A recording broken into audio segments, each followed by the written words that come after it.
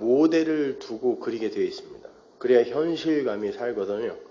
모델을 두지 않으면 대부분 자기 얼굴을 그리죠. 그런데 모델을 앞에 두지도 않고 정확하게 그 사람을 그려낼 수 있다는 건 그 사람 마음속에 그 모델이 이미 완전히 파악이 되어 있다는 뜻이에요.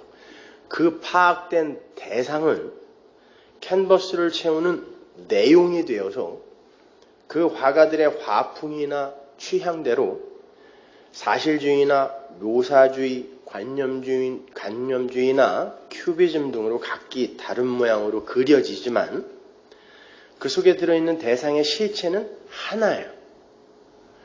아무리 주관에 의해서 대상의 묘사의 변모가 시도되었다 할지라도 그 화가가 파악하고 있는 내용, 그 실체는 하나란 말입니다.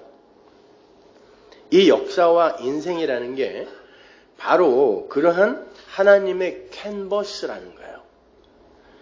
하나님은 이 역사의 시작과 끝과 내용과 모양을 이미 정확하게 완성시켜 놓으신 상태예요. 그래야 전지전능이죠. 그건 지금 성취해 가고 있는 과정 속에 있는 게 아니라 이미 완료되어 있어요. 그리고 그 전지전능하신 하나님에 의해서 이 역사와 인생들은 완전히 파악이 된 상태예요.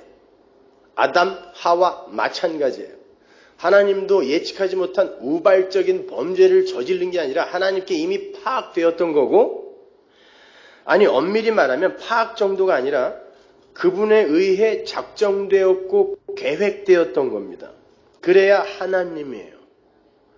예측도 못하고 자기가 했던 일을 서둘러 수습해야 하는 그런 분은 하나님 아니란 말입니다. 하나님께서는 당신께서 그리고자 하시는 내용을 각각의 인생과 그들이 살아야 하는 그 역사, 히스토리라는 그 캔버스 위에 겉으로 보아서는 각기 다른 모양처럼 보이는, 화풍이 다르면 다른 모양인 것 같지만 피카소가 그리는 그림, 고흐가 그리는 그림, 한 대상을 봐도 다르게 나오잖아요. 그러나 그 대상은 하나란 말입니다. 그렇게 하나의 그림을 그리고 계신 거예요. 이 역사와 우주와 인생 각자는 거대한 하나의 캔버스예요. 거기에 어떤 그림이 그려지고 있는 거예요, 지금요. 막 사는 거 아니에요, 지금 우리가요. 하나님이 뭔가를 그려내고 계시는 거라니까요. 여러분의 인생도 마치 수천 개의 퍼즐이 각기 객체로 막 존재하다가 하나로 모여 맞추어지면 거대한 어떤 그림이 되는 것과 마찬가지인 거예요. 하나 예측도 못하고 자기가 했던 일을 서둘러 수습해야 하는 그런 분은 하나님 아니란 말입니다.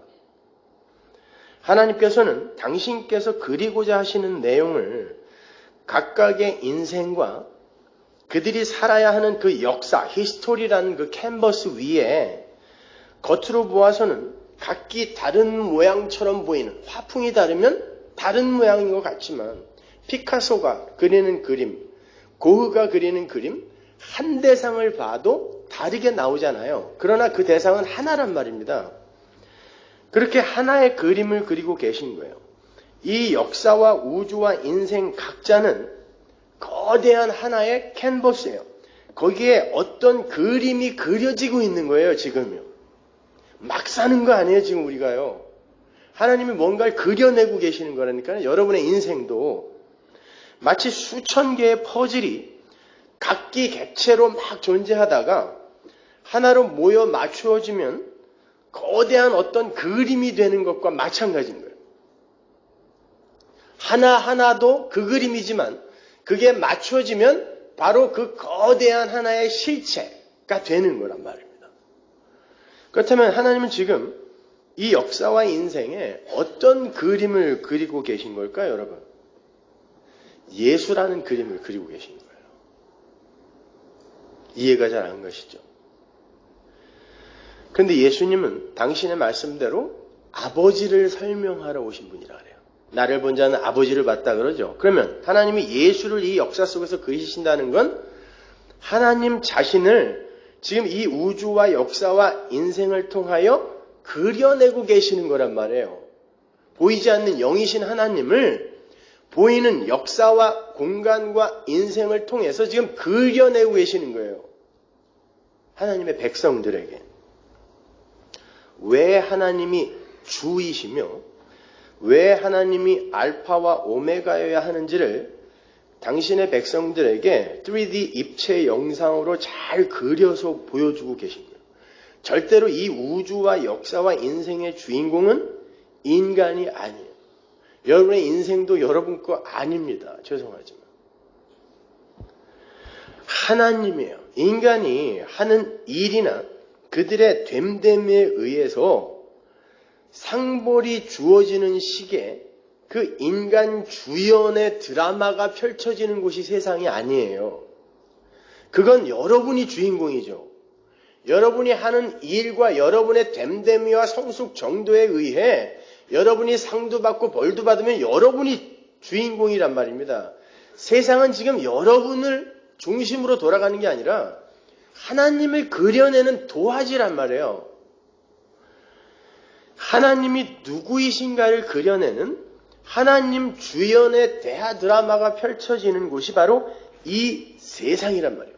인간들은 조연도 아니고 엑스트라도 아니라 무대 장치예요. 근데 이 기독교마저 인본주의가 돼버리니까 인간들이 주인공이 돼버린 거예요. 아니 주인공은 아니더라도 조연 역할은 해보겠다라는 게 이게 지금 오늘날 기독교가 된 거란 말입니다.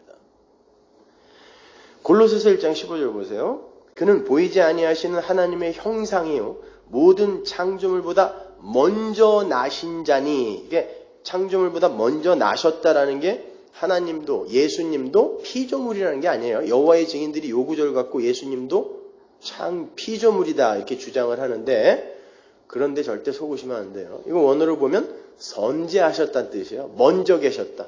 모든 피조물을 창조하시려면 먼저 계셔야죠. 하나님이니까.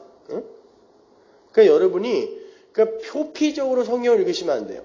표피적으로 읽으면 성경은 도덕적인 이야기, 윤리적인 이야기, 이 세상을 어떻게 하면 효율적으로 경제적으로 잘 사는가 이런 것으로 보여지지만 그 표피 속에 들어있는 진의를, 수박, 알맹이를 뜨면 그건 다 예수란 말입니다.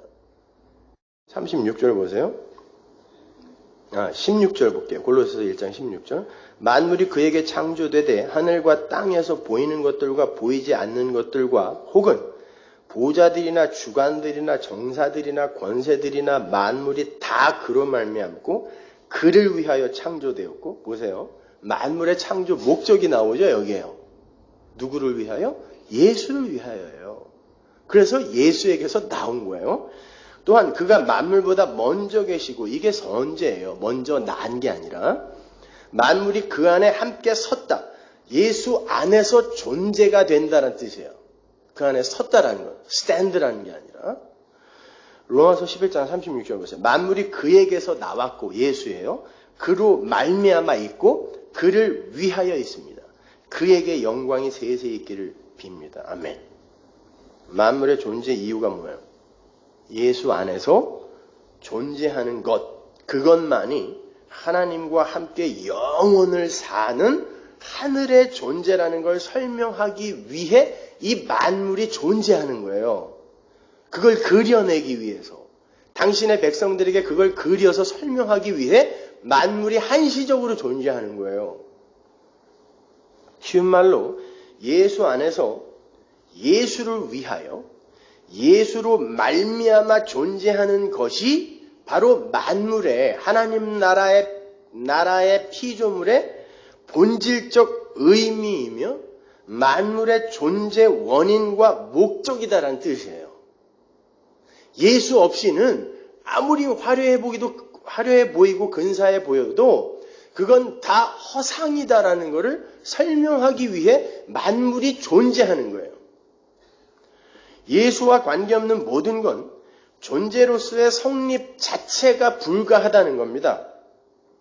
예수 안에서만 모든 게 존재일 수 있어요.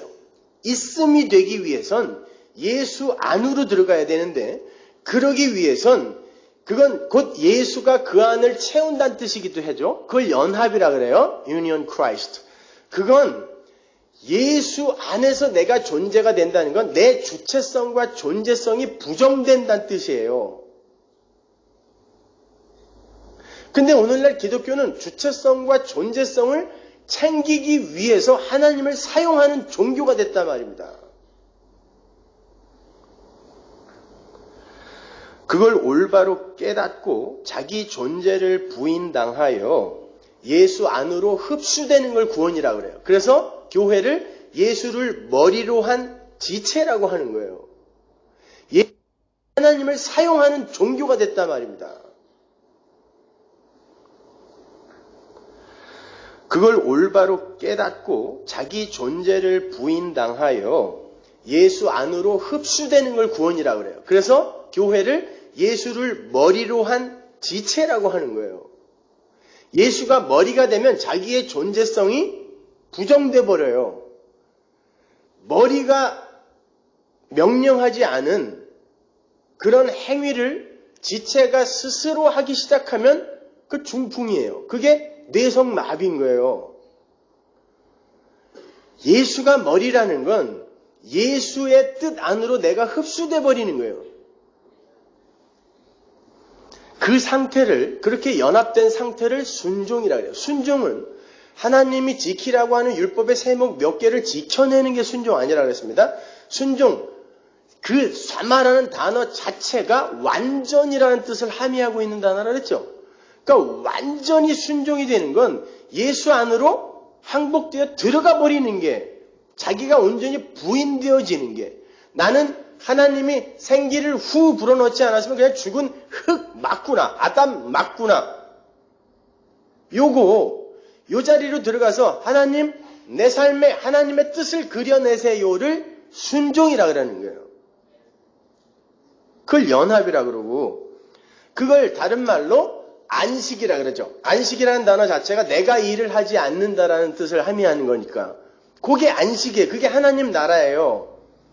하나님이 나를 통하여 하나님의 능력과 생명력을 부어서, 그걸 바라크, 복이라 그러죠.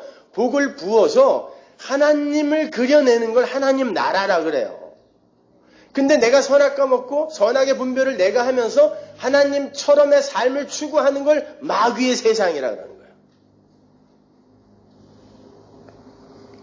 그건 창세기에서부터 친절하게 설명이 되고 있어요. 창세기 2장 1절 보세요. 천지와 만물이 다 이루니라. 똑같은 단어가 또 나오죠. 그리고 다 이루었다. 테텔레스타이라는 단어가 나와요. 2절 하나님이 지으시던 일이 일곱째 날이 이를 때에 마치니 그 지으시던 일이 다음으로 일곱째 날에 안식하시니라. 하나님이 일곱째 날을 목조사 거룩하게 하셨으니 이는 하나님이 그 창조하시며 만드시던 모든 일을 마치시고 이 날에 안식하셨습니다. 여기에도 천지 만물이 등장해요. 그 천지 만물을 하나님이 창조하세요. 그 첫 창조는, 창세기 1장의 첫 창조는 하나님 나라라는 그 묵시 속의 그 새 창조의 모형이라 그랬죠. 그죠? 첫 창조는 새 창조의 모형이란 말이에요. 그런데 그 천지 만물의 그 창조 끝에 안식이 등장해요. 일곱째 날에 안식이라는 개념이 등장하죠. 안식이란 여러분이 아시는 것처럼 묵시 속에 완료된 하나님 나라의 현실을 가리키는 거예요. 여러분 어렵지 않죠? 에서는요, 천지와 만물의 창조 목적이 예수로 수렴되고 있었죠. 골로새서와 로마서에서는. 그죠? 예수에게서 나와서 예수로 다시 들어가는 거예요. 예수란 말이에요. 천지 만물의 창조 목적이. 그런데 창세기에서는 그렇게 천지 만물이 다 이루어진 상태를 안식이라 그래요. 그렇다면 예수와 안식은 아주 밀접한 연관이 있는 거란 말이에요. 성경을 지금 유기적으로 창세기부터 계시록까지 머릿속에 이렇게 뚝 떠올려서 한번 생각해 보자는 말입니다. 잘 생각해 보세요. 사도 바울은 천지 만물이 예수가 누구이며 예수의 하시는 일이 어떤 일인지를 설명하기 위해 창조가 되었다고 하고, 창세기를 쓴 모세는 그 천지 만물이 안식으로 결과지어진다라고 이야기를 하고 있어요. 바울은 천지 만물이 예수로 수렴된다 그러는데 모세는 천지 만물이 안식으로 향하고 있다고 그러는 거예요. 그들을 조합하면, 그 둘을 조합하면 어떤 이야기가 됩니까? 안식, 즉 하나님 나라는 예수가 홀로 성취한다라는 걸 설명하기 위해 천지 만물이 창조가 된 것이다라는 결론이 도출되는 거예요. 그렇잖아요. 복음서를 보면 예수님께서 여섯째 날까지 일을 하시죠. 물론 상징적인 여섯째 날을 말하는 거예요. 어떤 일을 하세요? 아버지께서 일을 하시니 나도 일을 한다라고 하시면서 창세기 2장에 그 아버지의 일을 말씀하시면서 새 창조를 설명하세요. 그죠? 예수님은 지금 새 창조를 이루러 오신 거잖아요. 그래서 요한복음 1장이 창세기 1장과 똑같은 이튿날, 일곱 날로 구성이 되어 있는 거잖아요. 그 창세기 2장의 아버지의 일을 인용하셔서 예수님이 새 창조를 말씀하세요. 그 새 창조의 일을 여섯째 날에 마치는데, 이게 무슨 말인가 지금 그러실 텐데, 여섯째 날에 마치는데, 여섯째 날은 여러분이 아시는 것처럼 금요일이죠. 안식일이 토요일이잖아요. 여섯째 날은 금요일입니다. 그 여섯째 날, 금요일에 어떤 사건이 일어나고 예수님이 그날 죽으신단 말이에요. 그래서 여섯째 날까지 일을 하신다고 제가 말씀드리는 거예요. 창세기와 연관을 시켜서 어떤 사건이 일어나고 그 어떤 일에 의해 뭐가 성취돼요. 그 여섯째 날, 그러니까 6월절 금요일에 십자가가 서요. 그리고 그 십자가 위에서 창세기 2장에 쓰인 단어 다 이루었다. 창세기 2장에서는 천지 만물이 다 이루매, 십자가 위에서는 테텔레스타이 다 이루었다. 요 다 이룸의 모형이 첫 창조란 말입니다. 그 다 이루었다라는 하나님의 선언이 십자가 위에서 세상에 떨어진단 말이에요. 거기에서의 다 이루어짐은 예수의 죽음에 의한 다 이루어짐이었죠. 뭐가 이루어졌어요? 예수님이 십자가에서 그렇게 다 이루시고 죽으심으로 교회에 하나님 나라가 탄생한 거예요. 하나님의 나라인 교회가 예수의 십자가로 완전히 완성됐다는 뜻이에요. 완전히 이루어졌다는 뜻이란 말입니다. 창세기에서도 여섯째 날 인간이 만들어지죠. 사람이. 근데 사람이 어떻게 만들어져요? 남자가 만들어지고 며칠 있다 여자 만들어졌어요? 하나님께서 우리의 형상으로 남자와 여자를, 사람을 만들자 그러고 남자와 여자를 만들었다 그러죠? 그날 만들어진 거란 말입니다. 근데 여자가 어떻게 만들어졌죠? 남자가 잠이 들어요. 죽는 거예요. 죽음을 메라프하는 거죠. 옆구리가 뚫려 갈비뼈가 적출이 돼요. 물과 피, 여자가 애 낳을 때 나오는 거예요. 물과 피를 쏟으면서 교회, 여자, 신부가 탄생이 되는 거죠. 그 이야기를 예수님의 십자가가 여섯째 날 골고다의 섬으로 말미암아 교회가 탄생되는 걸로 다시 설명해 주는 거란 말입니다. 그게 다 이루어지는 거예요. 테텔레스타이. 그 이야기, 예수의 죽음으로 희생으로 말미암아 하나님의 백성은 성취되고 그 하나님의 나라가 완성되는 것이다를 설명해 주는 게 역사이며 인생인 거란 말이에요. 그리고 성경은 전부 그 이야기만 하고 있는 거란 말입니다. 그 관점으로 여러분이 성경을 보지 못하면 여러분은 수박 껍데기만 핥고 있는 거란 말이에요. 예수로, 복음으로 풀리지 않는 성경은 성경이 아니에요. 하나님의 말씀이 아니란 말입니다. 간디나 성철 스님이 죽을 때까지 열심히 읽었던 그 성경은 성경이 아니라니까요. 그분들은 우리보다 더 열심히 읽었어요. 루소는 100번 읽었다니까요. 처음부터 끝까지. 그래놓고 왜 나는 그리스도인이 아닌가라는 책을 쓰고 죽었단 말입니다. 왜? 표피적으로 봤기 때문에 그래요. 그러니까 다른 종교와 다를 바가 하나도 없어요. 착하게 잘 살아서 하나님 나라 가서 상 받자. 보시는 바와 같이 그 이야기를 창세기 2장은 천지 만물이 다 이루어지는 것으로, 그리고 안식으로 설명하는 거고, 바울은 그 현실을 예수를 위하여 예수로 말미암는 만물의 그 본질적 존재 의의로 설명하는 거예요. 그러니까 어떠한 묵시 속 그 목적, 그 창세전 언약이라고 그러죠. 그 에베소서 1장에서는 그 창세전 언약이 예수에 의해 완료가 되는 그 커다란 구속사의 그림을 설명하기 위해 천지와 만물이, 거기엔 인간도 포함되는 거예요. 모형으로, 재료로 창조가 된 거고, 그렇게 하나님의 창세전 계획이 오직 예수 그리스도에 의해 완료가 된 상태, 그 상태를 안식이라고 해요. 중요한 건 그 안식이라는 개념은 일하지 않음이라는 내용을 내포하고 있는 개념이라는 거예요. 그거 잊지 마세요. 그래서 율법에서는 안식일에 일하는 자를 돌로 쳐서 죽이라고까지 엄히 금한 거예요. 예수를 설명하기 위해. 하나님 나라는 예수의 십자가에 의해서만 너희들이 뭐 안 보태줘도 예수 홀로 이루시는 것이다 라고. 옛날 재건파에서는 그런데 이걸 곡해를 해서 짜장면도 못 사 먹게 하고 뭐 주일날 돈도 못 쓰게 하고 머리에 파마하고 와도 안 됐어요. 그때는요. 일을 했잖아 얘가. 굽슬굽슬하게. 미련한 짓인 거예요. 그거요.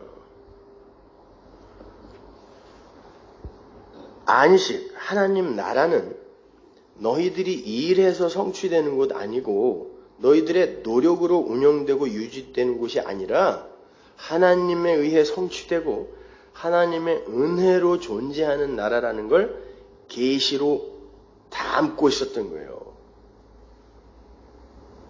그게 복음이란 말입니다. 그러한 복음이라는 그 전체의 그림이 역사와 인생 속에 그려지는 게 오늘 본문에 나오는 로기온, 말씀이라는 단어가 담고 있는 내용인 거예요. 하나님이 붓을 잡으시고 하나님의 일을 그려내는 모습을 상상하시면 돼요. 그 내용을 로기온, 그래요. 로고스 아니에요. 그건 성경이고 로기온, 말씀을 맡았다 해서의 로기온은 바로 그거란 말입니다. 그걸 그려내는 자의 자격이나 됨됨이나 조건에 상관없이 하나님이 당신이 그려내는 내용을 로기온이라 그래요. 그걸 맡았다라는 건 나는 도구로 사용되어진다는 뜻이에요. 그러니까 말씀을 맡았다는 건 하나님이 그들을 캔버스로 사용해서 하나님의 언약을 그려내신다라는 말과 똑같은 말이에요. 그리고 그것은 맡은 자들에게 어떤 식으로든 반드시 유익이라는 뜻이에요. 혹자들은 말씀을 맡았다는 걸 준행 의무의 차원에서 설명을 하곤 하는데 그거 아니란 말이에요. 줘놓고 지키나 안 지키나 한번 볼까? 이게 말씀을 맡은 게 아니란 말이에요. 이스라엘은 그 말씀을 지켜낼 재간도 없었고 지켜내지도 못했어요. 그런데 사도 바울이 유익이라는 말을 한단 말입니다. 하나도 안 지키고 예수를 오히려 죽였단 말이에요. 말씀으로 오신 그분을 죽여버렸는데 그들에게 유익이 있다 그러잖아요.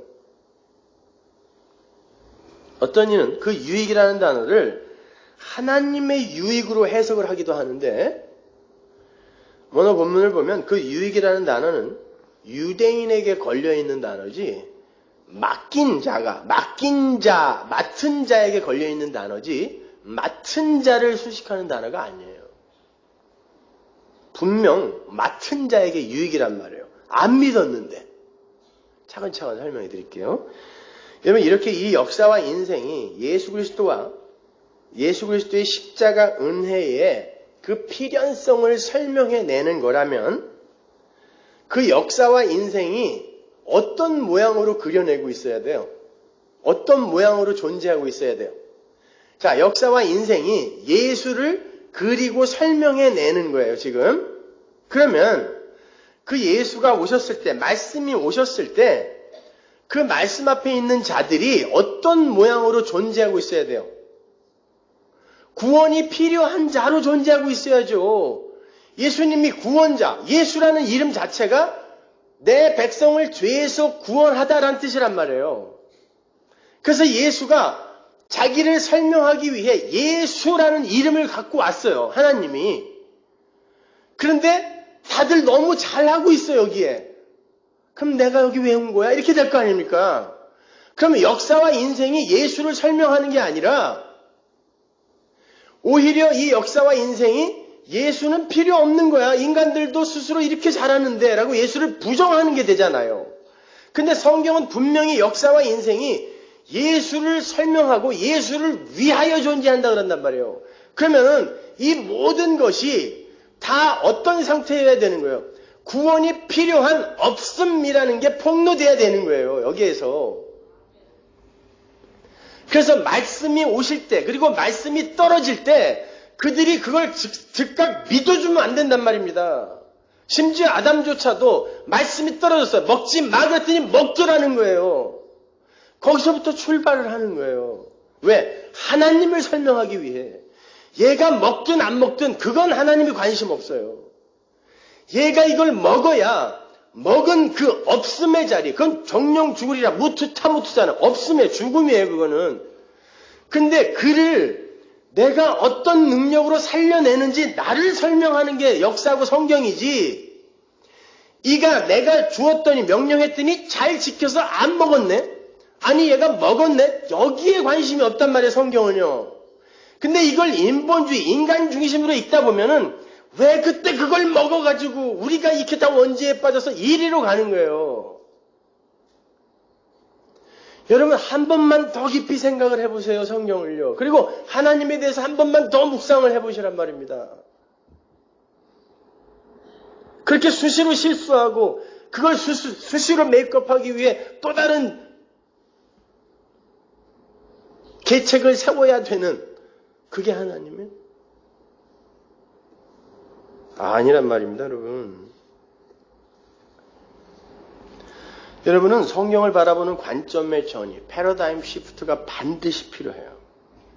성경을 인간 중심으로 보게 되면 인간이 무엇을 해야 하나님이 기뻐하실 것인가로 자꾸 관심이 쏠리게 돼요. 기특한 것 같죠? 그렇게 보는 게 종교예요. 성경을 하나님 중심으로 보게 되면 하나님은 인간을 통하여 당신을 어떻게 설명하시는가에 관심을 갖게 된단 말이에요. 성경은 후자의 관점으로 봐야 되는 거예요. 자기 부인? 여러분 자기 부인 하니까 그래 나를 부인해야 돼. 아 이거 꾹 참아야지. 저거 한 대 때리고 싶은데 벼르는 거. 그럼 벼르는 거지. 그건 언젠가 터지면 죽어요 그건요.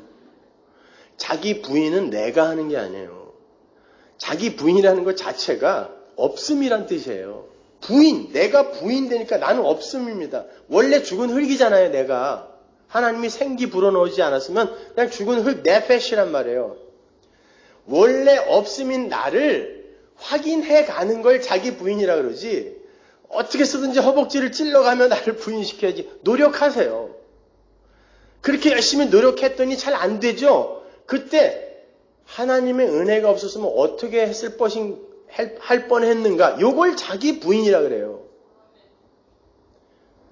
내가 해냈어. 나는 해냈어.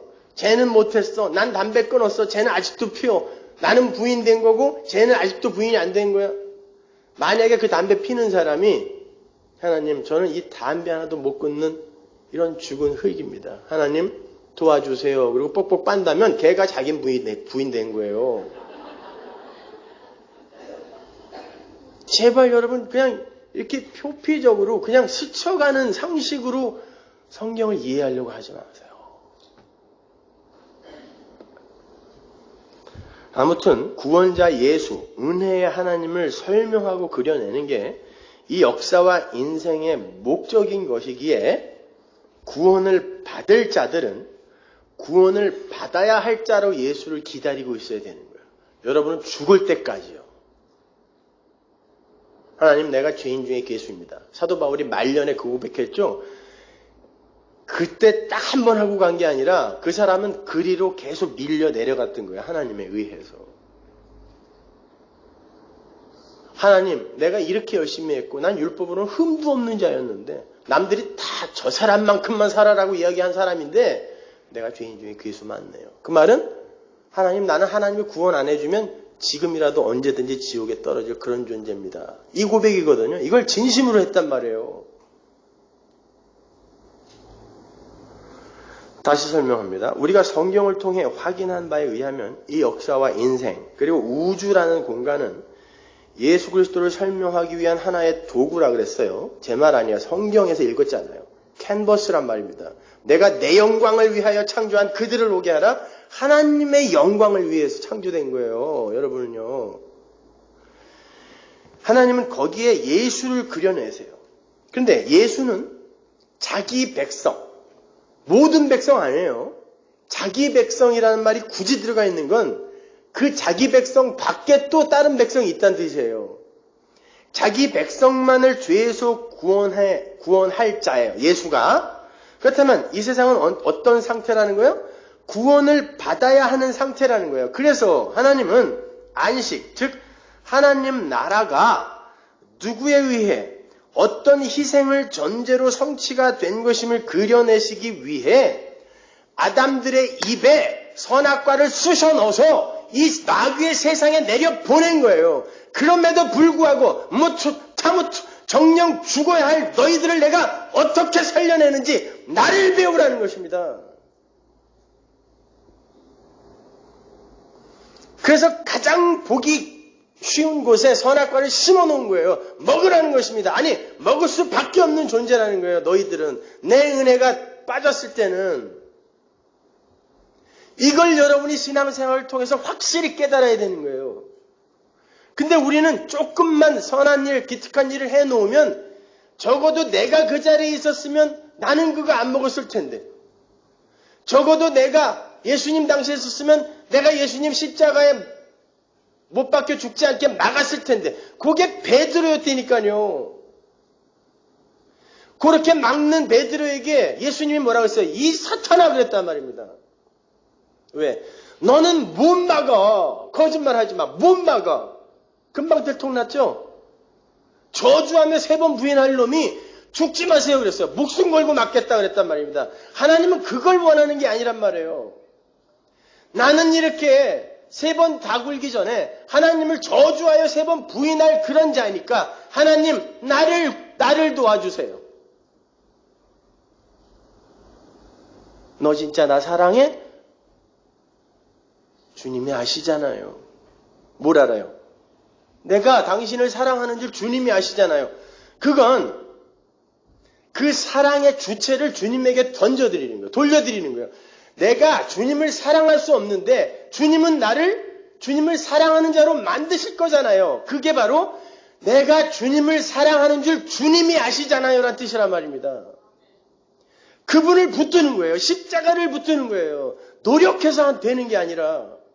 그런데 그걸 십자가를 붙들기 위해선 내가 노력을 또 하게 돼요. 그게 하나님이 나를 끌고 가는 방법이란 말이에요. 그런데 이걸 아는 사람은 그걸 해냈다 할지라도 하나님을 찬양하지 나는 해냈고 너는 못했다로 못 간단 말입니다. 근데 오늘날 기독교는 열심히 노력해서 하나님은 괜찮아. 저기 있으라고 그래요. 아주 위급한 상황에만 와서 도와달라 그러고 자기들이 해서 자기를 자랑하는 종교가 됐단 말입니다.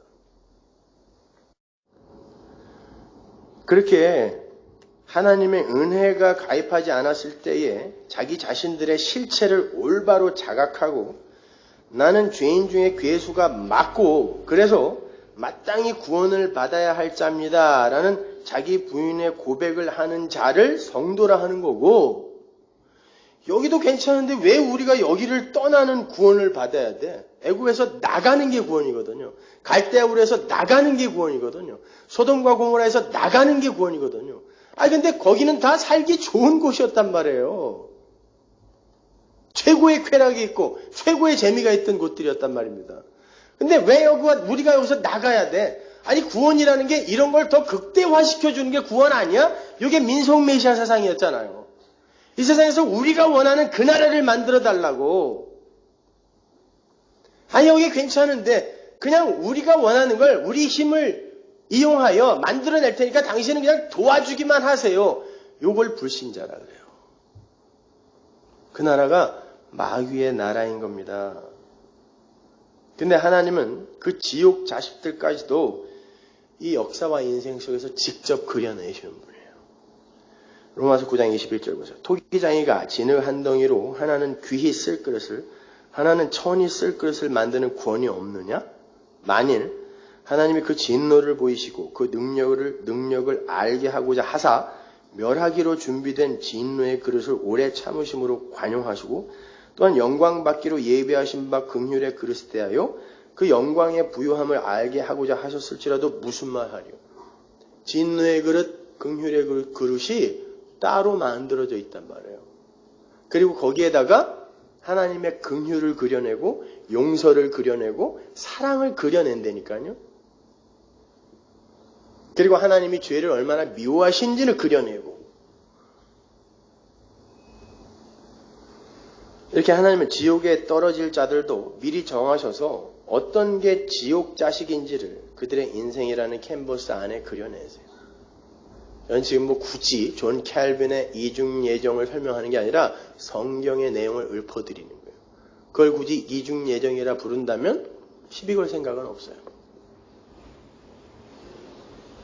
하나님은 그렇게 당신 자신이 모든 것의 주라는 걸 만천하에 공포하시기 위해서 이 시간과 공간과 인간이 필요했던 거지 인간의 구원을 위해서 시간과 공간을 창조한 게 아니란 말이에요. 제발 기고만장하지 마세요. 역사의 주인공은 인간 아니에요. 그래서 His story인 거예요. 그분의 이야기. His story. 빌립보서 2장 11절 보세요. 8절 보세요. 사람의 모양으로 나타나셨음에 자기를 낮추시고 죽기까지 복종하셨으니 곧 십자가에 죽으심이라. 이러므로 하나님이 그를 지극히 높여 모든 이름 위에 뛰어난 이름을 주사 하늘에 있는 자들과 땅에 있는 자들과 땅 아래에 있는 자들로 모든 무릎을 예수의 이름에 꿇게 하시고 모든 입으로 예수 그리스도를 주라 시인하여 하나님 아버지께 영광을 돌리게 하셨느니라. 예수님을 죽여서 지옥에 있는 놈들까지도 하나님이 주인 맞네요 라는 시인, 고백을 끌어내시는 게 하나님의 목적이란 말이에요. 하나님을 알리시는 거예요. 하나님이 누구인가를. 그러기 위해서는 지옥 자식도 필요하다니까요. 아니 우리는 가만히 있었는데 왜 만들어서 지옥에 넣으세요? 아니요. 그 없음의 자리가 지옥이에요. 제발 불교의 무간지옥, 이런 개념으로 지옥을 오해하지 마시란 말이에요. 힘들고 고통스럽고 어려운 곳이 맞아요. 그러나 이 세상에서 여러분이 하나님 없이 사는 게 얼마나 고통스러운지를 안다면 그까짓 지옥은 아무것도 아니에요. 여러분이 그 지옥을 이 세상에서 경험해 본다면 하나님 차라리 내 눈알을 빼세요. 내 껍데기를 벗기세요. 아니 나를 태우세요. 이 말이 나와야 돼요. 하나님 없는 그 삶이 얼마나 고통스러운지를 몰라요. 근데 왜? 쟤들이 주인공이니까. 그러니까 답답한 거예요 이게. 그냥 동화 수준으로 아픈데 안 가기 위해서 예수 믿고 우리가 생각하는 좋은 곳, 내가 원하는 게 모두 다 구비되어 있는 그곳에 가기 위해 예수를 믿어요. 뭐 이런 기독교가 다 있어요.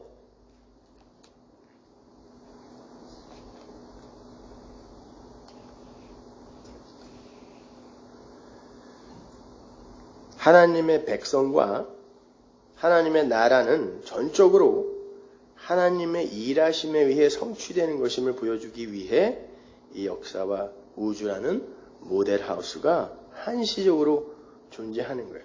그리고 그렇게 모든 것의 시작과 끝이 하나님이라는 걸 알리고 이 만물의 역할이 종결되는 거예요. 그래서 결국 알아야 할 자들이, 하늘의 계시를 알아야 할 자들이 모두 알아먹었을 때 이 역사와 인생과 우주라는 모델하우스가 철거되고 오롯이 예수가 주인이 되고 예수만 드러나는 하나님 나라가 서게 되는 거예요. 히브리서 1장 10절 보세요. 또 주여 태초에 주께서 땅에 기초를 두셨으며 하늘도 주의 손으로 지으신 바라. 그것들은 멸망할 것이나 오직 주는 영존할 것이요. 그것들은 다 옷과 같이 낡아지니 왜 만들어 놓고 멸망시키냐고요. 그러면 그건 멸망하기 위해 창조된 거 아니에요. 그리고 뭐만 남는다 그래요? 예수만 남아요. 첫 창조에 속한 모든 게 나중에는 해까지 사라지죠. 계시록에 가면은. 그리고 진짜 빛인 하나님만 남잖아요. 예수가 드러나면 첫 창조에 속한 모든 건 그건 아니구나. 이건 모델하우스였구나. 설명용으로. 옛 언약에 속한 모든 게 다 그렇게 사라지게 되는 거예요. 그리고 예수만 남는 거예요. 12절. 의복처럼 갈아입을 것이요. 그것들이 옷과 같이 변할 것이나 주는 여전하여 연대가 다음이 없으리라. 연대가 다음이 없다라는 말이 영원이에요. 누구만? 주만. 그러니까 모든 건 그 주, 예수를 설명하기 위해 한시적으로 존재하는 거라는 게 맞는 거죠, 지금요. 다 낡아진대요. 멸망하여 없어진대요. 그 말은 이 역사가 두 개의 가치가 처절하게 싸우는 장이라는 말과 똑같은 말이에요. 예수 그리스도라는 가치와 피조물들의 그 의기투합과 연합에 의한 바벨성이라는 그 가치와의 싸움인 거죠. 그런데 결국은 예수라는 가치 앞에 모든 것들의 이 연합이, 만물의 연합이 산산이 부수어지고 낡아져서 예수라는 가치만 오롯하게 승리의 기호로 서게 되는 거죠. 그래서 지역교회라는 공동체 안에서도 예수라는 가치와 인간이라는 가치가 전쟁을 벌이게 되는 거예요. 교회 안에서도. 교회 안의 전쟁 중에 가장 무서운 전쟁이 바로 그러한 신본주의와 인본주의의 전쟁이에요. 하나님은 당신의 백성들에게만 인간들의 처음 자리를 자각하게 하시고 확인하게 하세요. 예수님이 그러죠. 이걸 아는 게 너희들에게는 허락됐지만 쟤네들에게는 허락 안 됐다 그러죠. 모든 건 하나님의 허락하에 일어나는 거예요. 여러분이 뭘 해도 그건 하나님의 허락하신 거지 여러분의 의지와 선택을 발동하여 성취해낸 거 아니에요. 그래서 예수님의 이름이 자기 백성만 죄에서 구원하는 자인 거예요. 근데 죄가 뭐라 그랬죠, 여러분? 인간이 자신을 믿고 자신의 능력을 신뢰해서 인간 자신들이 주인공이 되는 세상을 꿈꾸는 모든 게 다 죄예요. 그 안에 들어있는 사건화되어 밖으로 나오지 않은 그 마음까지도 죄라고 했어요. 성경은요. 그러니까 이 땅에서 열심히 공로를 쌓아서 하늘나라에 가서 상을 받겠다고 하는 사람은 죄 짓는 거예요, 여러분. 내가 주인공이 되겠다는 거 아니에요, 그거. 거기 가서도 나는 상을 받고야 말 거야. 왜? 상을 왜 받아요? 쟤랑 나랑 차등이 있어야 내가 돋보일 거 아닙니까? 이게 상의 역할이잖아요. 그게 마귀의 생각이란 말이에요. 그러니까 이슬람 교인들이 폭탄을 조끼로 입고 마구 터뜨려버리는 거예요. 자살 폭탄 테러. 상 받으려고요. 어떻게 기독교가 그런 저급한 종교가 돼버렸냐고요.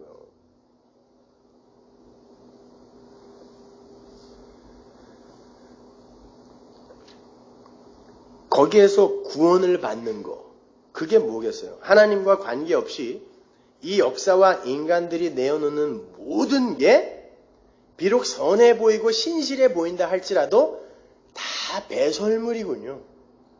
우리 안에서 예수가 행하시는 그 일만이 진짜 가치이고 선이고 의지, 인간들이 만들어 놓은 그 어떤 것도 다 배설물이군요. 요거를 아는 걸 구원받은 자라고 하는 거예요. 빌립보서 3장 2절 보세요. 개들을 삼가하고 행악하는 자들을 삼가하고 손할례당을 삼가라. 하나님의 성령으로 봉사하며 그리스도 예수로 자랑하고 육체를 신뢰하지 아니하는 우리가 그 할례당이라. 그러나 나도 육체를 신뢰할 만하니 만일 누구든지 다른 이가 육체를 신뢰할 것이 있는 줄로 생각하면 나는 더욱 그러하리니 내가 8일 만에 할례 받고 이스라엘의 족속이요 베냐민의 지파요 히브리인 중에 히브리인이요 율법으로는 바리새인이요 열심으로는 교회를 핍박하고 율법의 의로는 흠이 없는 자로다. 완벽하게 살았다는 거예요. 그러나 무엇이든지 내게 유익하던 것을 내가 그리스도를 위하여 다 해로 여길 뿐더러 또한 모든 것을 해로 여김은 내 주 그리스도 예수를 아는 지식이 가장 고상함을 인함이라. 내가 그를 위하여 모든 것을 잃어버리고 배설물로 여기면 이 배설물 똥이라는 얘기예요. 모든 영양분이 다 빠져나간 헛것. 그리스도를 얻고 그걸 알게 되자 그리스도가 얻어지더라는 거예요. 율법은 바로 그 역할로 주어진 거란 말이에요, 여러분에게. 그걸 지켜내면 내가 그걸 차곡차곡 카운트해서 상을 줄게가 아니라 그걸 지키건 못 지키건 그것으로 우리는 예수를 알게 되기 때문에 그렇기 때문에 우리에게 유익인 거예요. 그러므로 여러분은 성경을 대하실 때 죄라든지 구원이라든지 은혜라든지 이런 것들의 개념을 국어사전의 개념으로 동화책 수준으로 이해하시면 안 돼요. 죄라는 건 단순히 인간들이 합의하고 정의해 놓은 도덕과 윤리 그리고 사회법이 요구하는 어떤 행위 규범을 잘 준수하지 못하는 걸 말하는 게 아니라 그랬어요. 인간들은 얼마나 이 교묘하고 교활한지 그런 거 몇 개 정해놓고 요거만 안 하면 잘 사는 거, 착하게 사는 거라고 지들끼리 정해버렸단 말이에요. 근데 하나님은 안 그래요. 지나가는 여자 보고 음욕만 품어도 간음이라 그래요. 그리고 그건 돌로 쳐서 죽여버리라 그런단 말입니다. 근데 인간들이 아니야. 사건화되어 저질러지지 않은 것까지 어떻게 벌을 하겠어라고 자기들끼리 합리화를 시킨단 말이에요. 근데 우리는 그걸 죄라고 알고 있어요. 지금까지도. 그리스도인이라는 사람들까지도.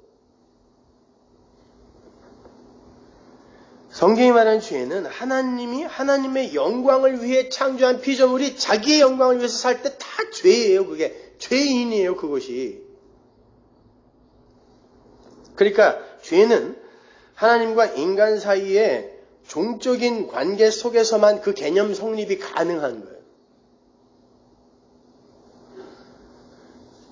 인간들 사이에서의 그 횡적 관계에서는 기실 죄라는 개념이 성립이 안 돼요. 왜? 서로 자기들의 서로의 영광을 위해서 살 의무가 없어요. 근데 하나님과 우리의 관계는 우리는 하나님의 영광을 위해서 살아야 되는데 우리가 우리의 영광을 위해서 살 때 그걸 죄라고 한단 말이에요. 그러니까 인간들 사이에서는 뭐 저마다 자기의 영광을 위해서 살고 있는데 무슨 죄가 성립이 돼. 그래서 다윗이 밧세바를 범하고도 내가 하나님께만 범죄했다라고 이야기를 하는 거예요. 나는 그동안 착하게 살았는데 그게 착한 게 아니었군요. 진짜 착함과 진짜 죄가 뭔지를 내가 알게 되었습니다. 이 일로 인하여. 그래서 사도 바울이 지금 말씀을 맡은 자들의 이야기를 하면서 그 시편 51편을 인용해다 쓴 거라 그랬잖아요. 하나님은 그렇게 일하시는 분이다라는 걸 설명하기 위해서 3절 4절이 거기서 인용된 거란 말입니다.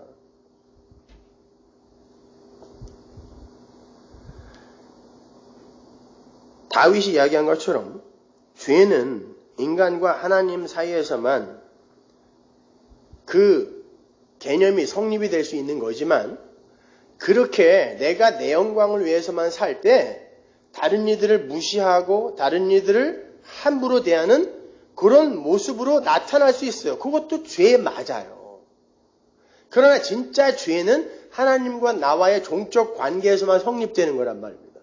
근데 우리는 인간 관계에서의 이해 득실, 그 결과로 죄를 따진다니까요. 제가 나 때렸어요. 죄예요. 제가 내 거 훔쳐갔어요. 죄예요. 다 나예요. 나. 하나님은 없어요. 교회에서 유일하게 실종된 게 있는데 그게 하나님이에요.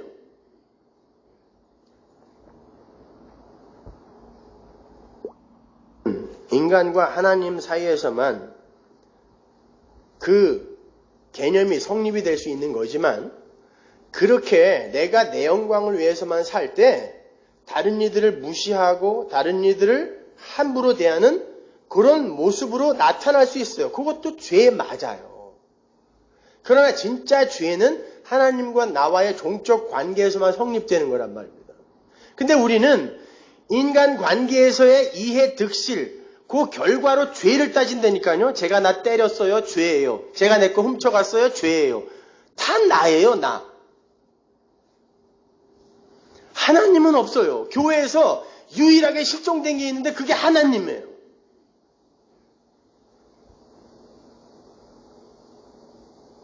버리라고 한 율법은 덕지덕지 다 끌어다 모아놨는데 진짜 계셔야 하나님만 없어졌어요. 교회에서.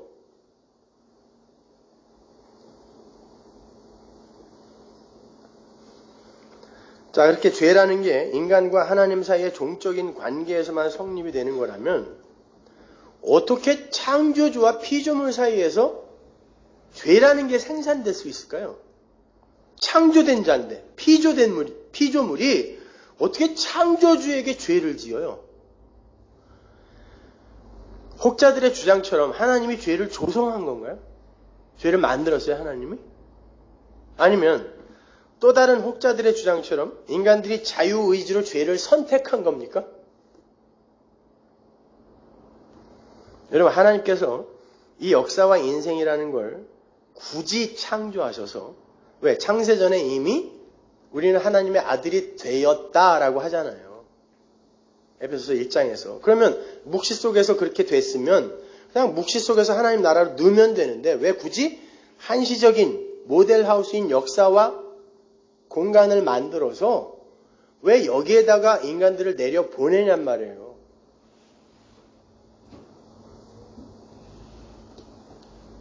그 이유는 완성된 하나님 나라 속에서의 하나님 나라 백성들의 그 위상이 얼마나 대단한 것임을 암시하는 거예요. 여러분, 원래 존재는 하나님입니다. 하나님밖에 존재는 없었어요. 맞죠? 막 코아세르베이트 같은 유기물질이 갑자기 빅뱅에 의해서 막 생물이 되고 거기서 진화가 되고 이렇게 된 거 맞아요? 존재는 하나님밖에 없었어요. 그러면 하나님 외의 모든 존재는 원래 자리가 처음 자리가 없음이에요. 무. 그런데 하나님 나라가 뭐냐면 그 무였던 없었던 어떤 것들이 하나님 나라에 들어와서 하나님과 방불한 하나님이 누리는 모든 걸 함께 누리는 곳이 하나님 나라예요. 하나님의 자녀가 되어서 아니 심지어 하나님과 연합이 되어 하나님이 우리의 처소가 되고 우리가 하나님의 처소가 되는 이런 엄청난 존재가 되는 거예요. 원래 없음이 그 어마어마한 존재 그 존재들이 감히 나는 없음이었다라는 걸 생각할 수 없을 만큼 엄청난 존재로 우리는 신분이 격상될 거란 말이에요. 그런데 그들이 거기에서 나는 원래 없음이었구나라는 걸 모르면 그게 자기의 자리를 떠나는 마귀란 말이에요.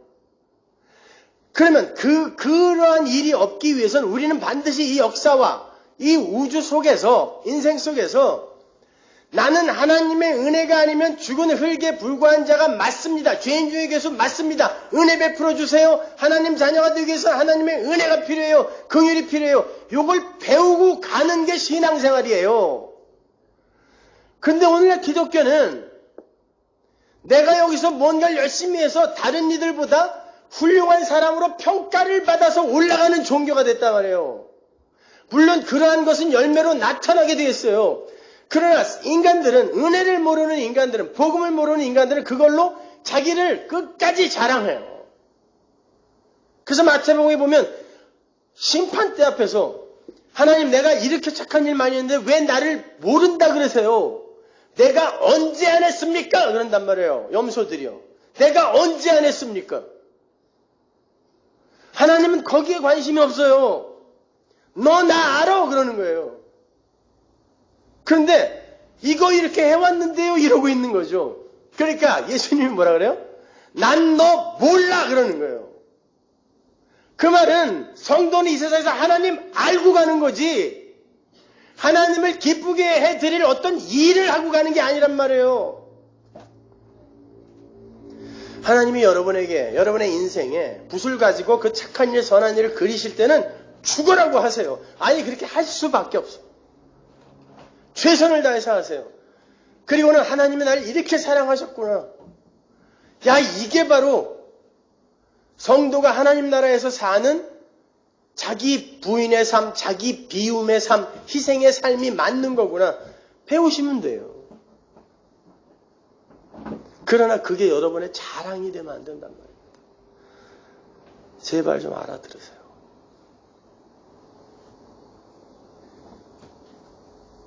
이 기독교 역사, 교회사가 계속 인간 중심으로 여태까지 이렇게 2000년 동안 흐르다 보니까 아무리 은혜를, 십자가를, 피를 이야기해도 알아듣는 사람이 드문 거예요. 그러니 예수님이 말씀하시죠. 내가 다시 갈 때 믿음을 보겠느냐. 믿는다고 하는 인간들은 많은데 진짜 믿음이 없는 거예요. 믿음은 뭐예요? 나는 아니니까 도와주세요. 그 상대방을 의존하는 걸 믿음이라고 해요. 근데 지들이 다 하고 있어. 그러니까 믿음을 보겠니 내가? 자기들을 믿고 있는데 내가 믿음을 보겠니? 그러는 거예요.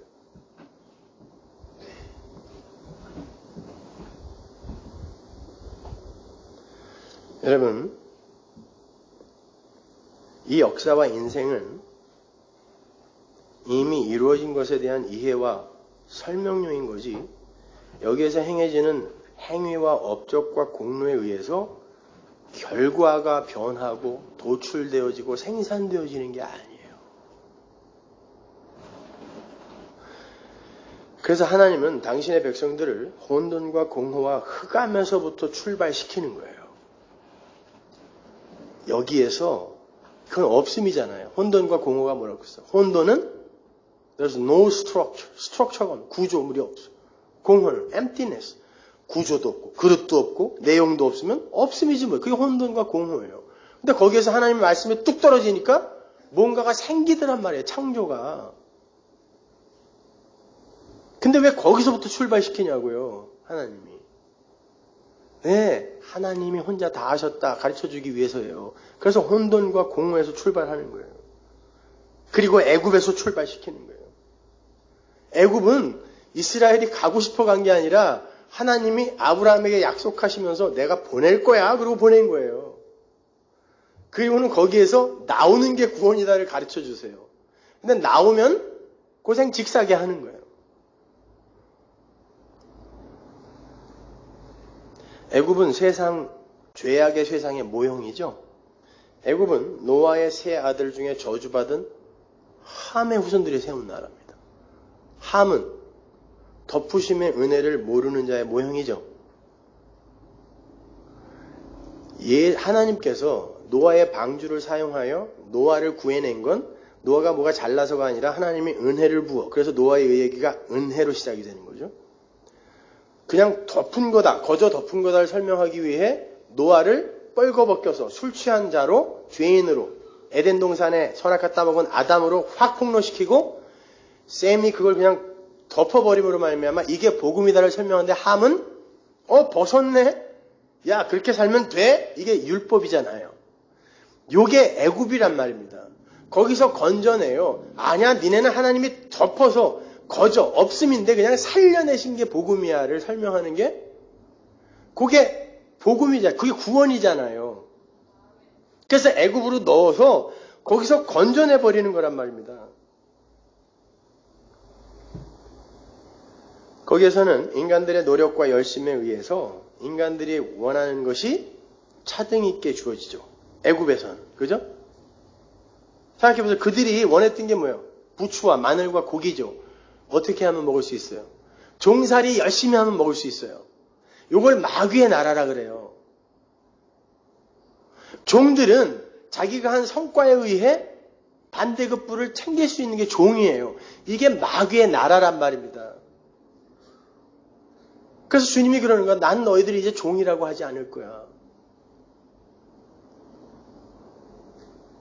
근데 이스라엘은 애굽에서 나와서 하나님이 거기서 건졌더니 종살이 때 먹던 그걸 계속 달라 그래요. 하나님은 그거 아니라고 거기서 건져냈더니 그때 그거 달라 그러는 거예요. 왜? 하나님이 은혜를 주는 만나는 맛이 없어요. 내가 중심이니까 내 입맛대로 찾는 거예요. 이게 큰일 나는 겁니다. 그러니까 기도를 해도 전부 내 거, 내 가족, 내 교회.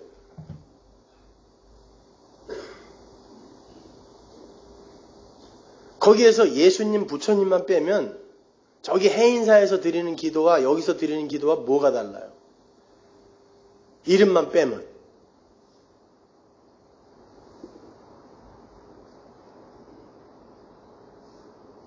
그러니까 예배당에 앉아서 무당짓거리들 하는 거예요, 다.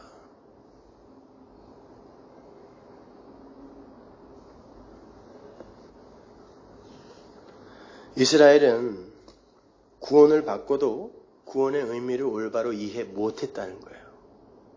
분명히 어린 양의 피로 아무 공로 없이 거저 구원받았어요. 임방과 문설주에 그 피를 발랐더니, 우슬초로 발랐더니 살았어요. 그러면 구원이 이거구나 알아야 되는데 인간들은 못 알아먹는단 말이에요. 거기에 40년 광야 생활이 필요한 거예요. 이게 여러분의 인생이에요. 이게 역사란 말이에요. 거기에서 인간들이 얼마나 추악한 존재인지, 얼마나 불가능한지가 그려지는 거예요. 이게 여러분의 인생이라니까요. 그래서 결국 옛사람, 옛세대가 다 죽는 거예요. 이게 여러분의 인생이에요. 그래서 계속 지리멸렬 죽어가는 거예요, 여러분이요. 이건 점점 성숙하고 발전해야 되는데, 예수를 알면 알수록 내가 불가능한 존재라는 게 점점 드러나.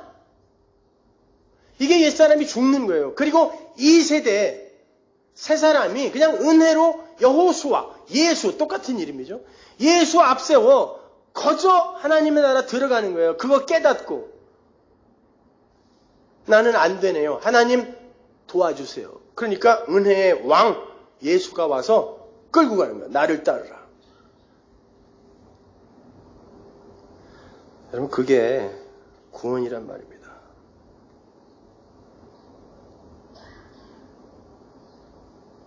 그래서 광야 40년 동안의 그 삶 속에서 구원받은 자들에게 다시 율법이 주어지고, 그 율법 안 지키면 다시 애굽으로 몰아넣는다는 얘기가 아니에요. 그래서 홍해를 닫아버린 거예요, 하나님이. 다시는 못 돌아간다. 근데 율법을 뭐하러 줘요? 어차피 구원할 거를. 역사 속에서 그거 배우라는 거예요. 니들이 어떻게 구원받았는지. 그리고 그 옛사람들이 다 죽는 일이 또 그려지고, 노뱀 사건이 또 그려지고, 성막 짓기가 그려지고, 모세의 죽음 등의 그림이 그들의 40년 광야 역사 속에 계속 그려지는, 거기에서 그려진 건 다 인간들의 불가능이에요. 아, 인간들은 혼돈과 공허구나. 그러니까 하나님이 은혜로, 노뱀으로 그걸 그냥 쳐다본 자만 살게 하는 은혜로 구원해야 되는 거구나를 그려내는 게 여러분의 신앙생활이고 교회인 거예요. 잘 생각해 보시죠, 여러분. 구원받은 이스라엘이 자기들이 주인공이 되어서 자기들이 원하는 것을 달라고 떼를 쓰면서 하나님을 원망했죠.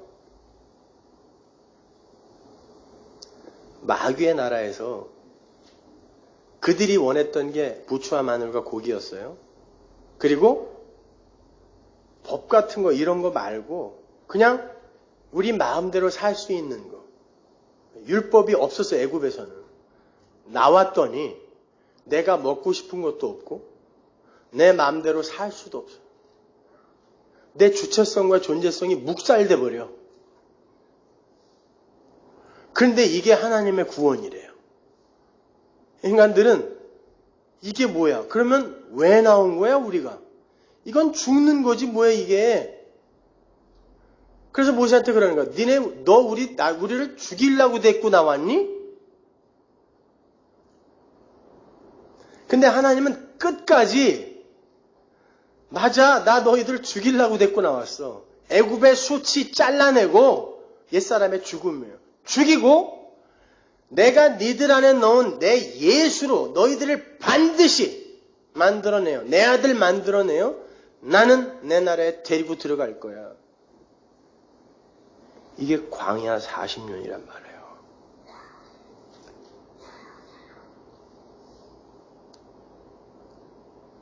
여러분의 인생 속에 부추와 마늘과 고기가 아닌 만나가 이제 쏟아집니다. 근데 그 만나는 맛이 없어요. 오죽하면 이름이 만나겠어요. 맛있어서 만나가 아니라 What is this? Nothing. 이게 만나예요. 이건 뭐야? 아무것도 아니네. 아니 구원받아가지고 광야에 나왔으면 뭔가 좋은 게 올 줄 알았더니 이건 뭐야? 아무것도 아니네. 이게 만나예요. 이건 뭐야? 구원받았다고 뭐 하나님이 꽤나 뭐 도와줄 줄 알았더니 병도 안 고쳐줘. 사업이 안 되는데 부자도 안 만들어줘. 기적도 안 일어나.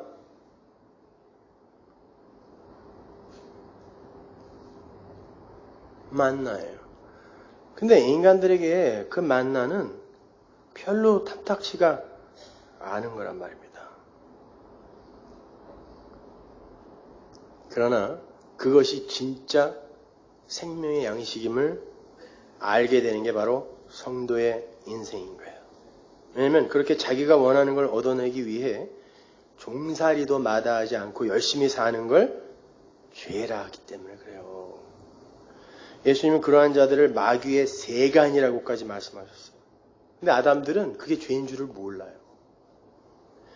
그래서 거기서 건져내줬더니 자꾸 그리로 돌아가려 했다라는 것입니다. 그러니까 보세요.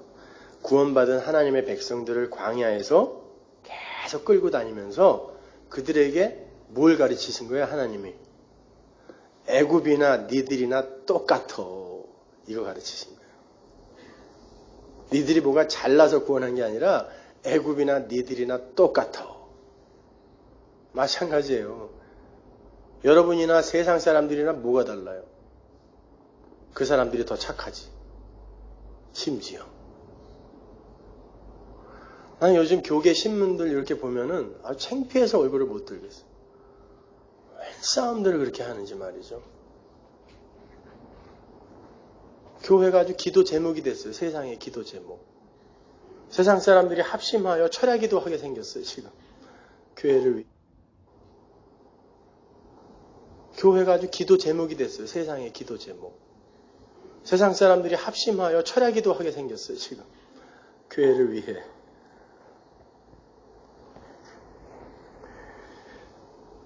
이스라엘과 애굽이 똑같다라는 걸 하나님이 이렇게 말씀하세요.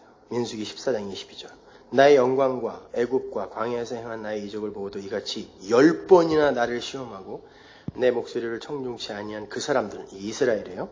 내가 그 조상들에게 맹세한 땅을 결단코 보지 못할 것이요 또 나를 멸시하는 사람은 하나라도 그것을 보지 못하리라. 여러분 이스라엘이 하나님을 10번만 청종치 않았나요? 하나님의 말을 10번 청종치 아니한 사람이 누구예요? 바로잖아요. 그를 하나님은 강팍한 자라 그래요.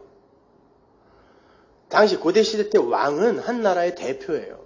그러니까 애굽 전체, 마귀의 나라를 모형했던 애굽 전체가 하나님을 10번 청종치 않았단 말이에요. 근데 이스라엘이 똑같았다란 뜻이에요. 광야에서 니들은 애굽 왕과 방불한 삶을 살았다. 그런데 그들은 애굽이 그렇듯 도저히 하나님 나라, 내 나라에 못 들어가는데 그게 23절이에요. 근데 내가 너희를 왜 넣어줘야 되니? 은혜로요. 그거 설명하는 거예요. 인생은. 여러분 그 은혜를 아냐고요. 은혜를. 그래서 말씀을 맡은 이스라엘이 끝까지 구원받아야 할 존재로 율법을 어길 수밖에 없는 마귀의 세간들로 드러나는 거예요. 그리고는 그럼에도 불구하고 하나님이 끝까지 그들의 옛사람을 죽여내고 하나님 나라에 데리고 들어갔다라는 하나님의 사랑과 은혜가 드러난, 돋보이는 캔버스로 사용된 거예요. 이스라엘이요. 이게 말씀을 맡은 거예요. 그게 유익이란 말이에요. 성도는. 여러분도 마찬가지예요. 여러분도 혹 인생 동안에 그런 그림으로 나타날 수 있어요. 야, 이 새끼 말 더럽게 안 듣네 진짜. 이러. 근데 저걸 살려야 돼? 여러분 주변에 그렇게 보이는 사람 있죠? 그걸 가짜다 저거는. 이렇게 함부로 그냥 정죄해버리지 말란 말이에요. 그리고 누구는 슈바이처나 간디처럼 야, 저 사람들은 저렇게 살았으니까 하나님의 일을 맡긴 사람들이 많네? 이렇게. 예수도 안 믿은 사람, 예수는 하나님의 아들이 아니다라는 논문으로 유명해진 그 사람이 무슨 하나님의 아들입니까? 하나님의 말씀을 맡았다는 건 그 정도가 아니란 말이에요, 여러분. 그래서 율법을 받고 지키지도 못한 그들을 말씀을 맡은 자라고 하고 그게 유익이다라고 바울이 이야기하는 거예요. 어렵죠? 그래서 로이드 존스가 성경에서 제일 어려운 부분이 여기라고 이야기하는 거예요. 성경에서 제일 어려운 부분이 여기다. 그러한 애굽은요, 창세기의 에덴 동산에서부터 미리 암시되고 있어요. 하나님은 최초의 하나님 백성인 아담과 하와의 입에 선악과를 물려서 밖으로 쫓아내시는 것에서부터 구원이 무엇이며 은혜가 무엇인지를 그들의 인생과 그들이 엮어내는 역사를 통해 그려내세요. 선악과를 물고 마귀의 종이 되어서 자신들이 좋아하는 그 보암직도 하고 먹음직도 하고, 보암직도 하고 뭐야? 안목의 정욕, 먹음직도 하고, 육신의 정욕, 보기에 우리를 지혜롭게 할 만도 하고, 희생의 자랑, 요걸 그런 것들을 추구하면서 오직 자신들의 그 하나님처럼 되자 그래서 먹었잖아요. 그 하나님처럼의 그 삶에만 관심을 두고 있는 그 아담들의 그 무화과 나무 잎사귀 옷을 손수 찢어버리고 당신의 아들의 피로 짠 의의 흰 옷을 입혀내는 게 그 입혀내시는 은혜의 그림이 에덴 동산에서부터 그려지고 있는 거예요. 여러분의 인생까지 그 그림이 계속 반복되어 그려지는 거예요. 아니 이걸 다 역사를 다 꿰어 맞추면 은혜, 예수, 십자가 그거밖에 없어요. 마찬가지예요. 예수님께서 이 땅에 육신을 입고 오셔서 예수 그리스도의 십자가와 하나님의 은혜의 필연성을 그려내실 때 하나님의 백성들을 모형하고 있던 이스라엘이 빛이 왔는데 빛을 못 알아보는 어두움이었다 그러죠. 내 백성인데 내 백성이 나를 못 알아보더라. 근데 결국 교회를 만들어내고 가셨단 말이에요. 요한복음 1장 5절. 빛이 어둠에 비칠 때 어둠이 깨닫지 못하더라. 그가 세상에 계셨으며 세상은 그로 말미암아 지은 바 되었을 때 세상이 그를 알지 못하였고 자기 땅에 오매 자기 백성이 영접지 아니하였으나 그러나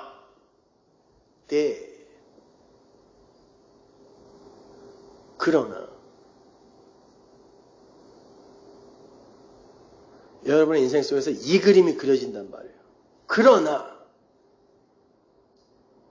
그럼에도 불구하고 거기에서 생명을 만들어내는 게 나 하나님이다를 그려내는 거예요.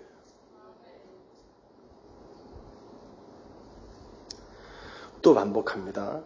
하나님은 그 어두움 중에서 당신이 선택하신 어떤 자들에게 복을 부으셔서 그들의 눈과 귀를 열어 그들의 처음 자리를 확인하게 하시고 왜 하나님 나라의 백성들은 예수에 의해서만 말미암게 되는가를 그려내시는 거란 말이에요.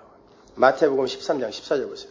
이사야의 예언이 저에게 이루었으니 일러스되 너희가 듣기는 들어도 깨닫지 못할 것이요 보기는 보아도 알지 못하리라. 이 백성들의 마음이 완악하여져서 그 귀는 듣기에 둔하고 눈은 감았으니 이는 눈으로 보고 귀로 듣고 마음으로 깨달아 돌이켜 내게 고침을 받을까 두려워함이라 하였느니라. 하나님이 막아놓은 자는 못 봐요. 못 들어요. 그러나 너희 눈은 봄으로 너희 귀는 들음으로 복이 있도다. 이렇게 자신들의 처음 자리를 온전하게 확인시켜주기 위해서 당신의 백성들에게 주신 것이 율법이며 할례였단 말이에요. 지키라고 준 게 아니라 우리는 죄인 많네요. 하나님 생기 불어넣어 주세요. 요 고백하라고. 로마서 3장 18절. 우리는 율법에 있는 모든 말씀이 율법 아래 사는 사람에게 말한 것임을 압니다. 그것은 모든 입을 막고 온 세상을 하나님 앞에서 유죄로 드러내시려는 것입니다. 지켜서 상 받으라는 게 아니라 니들은 유죄다. 이거 드러내기 위해서. 그러므로 율법을 지킴으로써 하나님 앞에서 의롭다 인정받을 사람은 아무도 없습니다. Nobody. 율법으로는 죄를 인식할 뿐입니다. 그렇죠? 하나님께서 당신의 백성들의 처음 자리, 난 죄인이며 구원이 필요한 자가 맞습니다라는 걸 확인시키기 위해 주신 게 율법이라고 그러고 그걸 신약에서는 뭐라 그래요? 율법이란 단어가 신약에서는 성경이란 단어도 쓰이고 그건 말씀이란 단어도 쓰여요. 따라서 이런 결론이 나는 거죠. 구약의 율법이나 할례 그리고 성경의 모든 말씀은 예수 그리스도를 나타내고 설명하며 최종적으로 성취된 하나님 나라의 모든 원인과 결과를 그리로 집중시키기 위한 도구였던 거지 그걸 지켜서 하나님께 올라오라고 준 게 아니란 말이에요. 그걸 출애굽 광야 시대의 만나와 안식일로 설명해 준 거예요. 요한복음 6장 48절 내가 곧 생명의 떡이로라. 너희 조상들은 광야에서 만나를 먹어서도 죽었거니와 이는 하늘로서 내려오는 떡이니 사람으로 하여금 먹고 죽지 아니하게 하는 것이니라.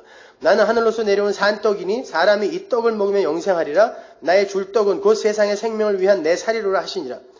출애굽 광야에서 이스라엘에게 내려왔던 그 만나라는 건 하나님의 택하신 백성들에게 주어지게 될 예수 그리스도라는 은혜의 그 하늘 양식을 모형하던 거였어요. 분명해요, 그건요. 그죠? 예수님이 하신 말씀이니까. 그래서 예수님이 그들에게 만나를 준 이유를, 하나님이 그들에게 만나를 준 이유를 신명기 8장에서 사람은 떡으로만 사는 게 아니라 하나님의 말씀으로 사는 것이다를 가르쳐주기 위해서라고 이야기하는 거란 말입니다. 성경은 그 예수 그리스도를 하늘의 양식이라고도 표현하지만 요한복음 1장에서는 말씀이라고도 이야기한단 말이에요. 율법, 할례, 이게 말씀이거든요. 예수, 말씀, 만나, 율법 다 같은 걸 상징하고 있어요, 지금요. 그런데 왜 구약의 율법으로는 사람들이 다 저주받아 죽고 신약의 그 율법의 본체, 예수, 그 신약의 율법으로 오신 예수는 어떻게 살리냔 말이에요. 이게 키포인트란 말입니다. 만나에만 한번 집중해서 설명해 드릴게요. 어떻게 그 만나가 예수 그리스도를 그려내고 있었죠? 하나님께서 이스라엘에게 6일간 일을 하게 하세요. 광야에서. 그죠? 이스라엘은 광야에서 머물러서 농사를 지을 수가 없었어요. 수시로 텐트 걷어 그럼 가야 되니까. 그럼 무슨 일을 해야 돼요? 신발 만들어야 되나? 아니, 신발은 해지지 않았어요. 옷? 의복 해지지 않았어요. 뭐 해야 돼요? 날씨? 여기처럼 따뜻해요.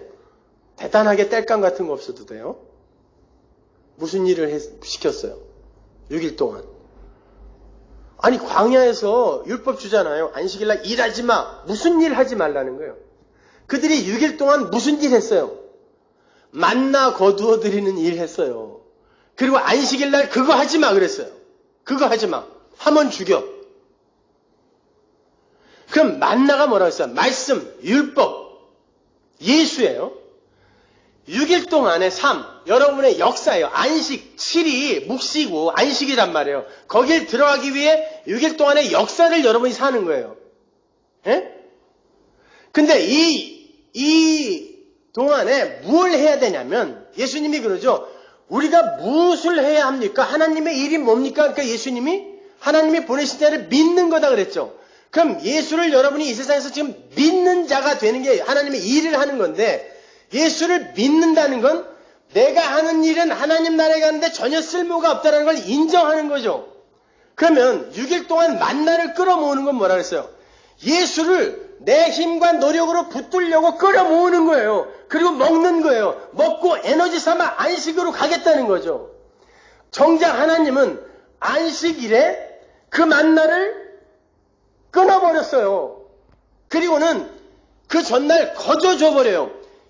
역사는 뭐냐면 만나를 끌어모으려고 하는 인간들의 노력이 안식으로 못 간다는 걸 경험하게 하시고 그리고 이 안식으로 들어갈 때는 반드시 하나님이 거저주는 예수에 의해 들어간다는 걸 설명하는 도화지란 말이에요, 여기가.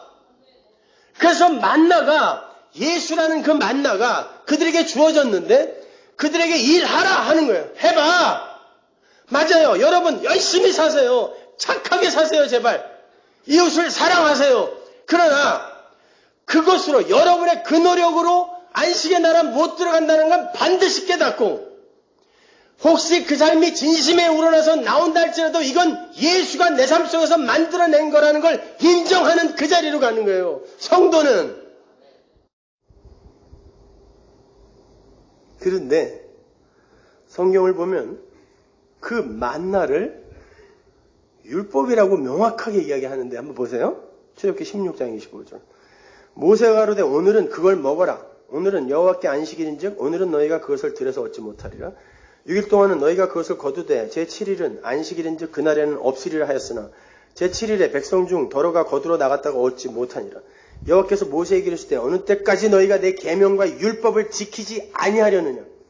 만나 거두러 나갔는데 너 왜 율법 안 지켜? 그런 거야.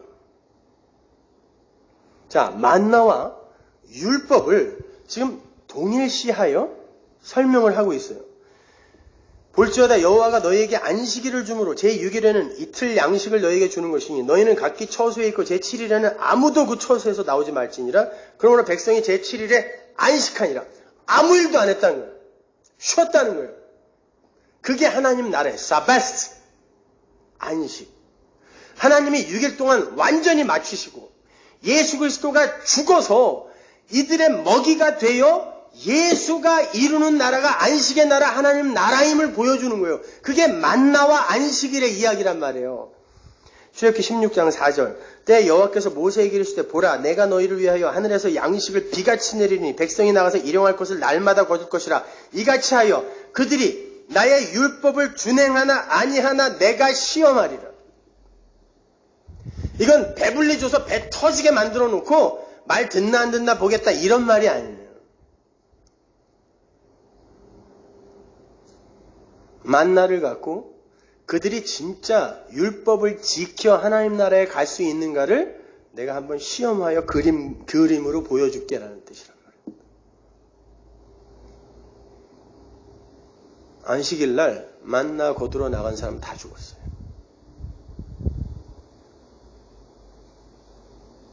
여러분 그걸 불신앙이라 그래요.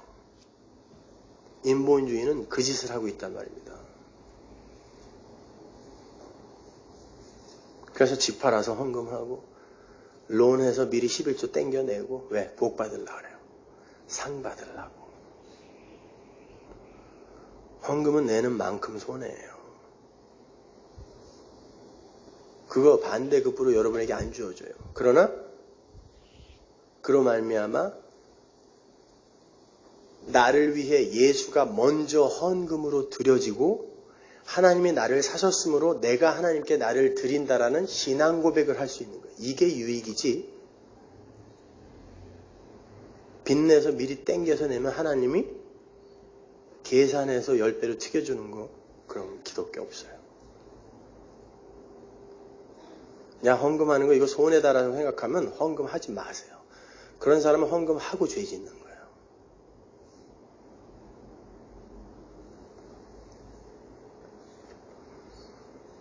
자, 그걸 그러면 시내산에서 주어진 율법으로 한번 설명해 보세요.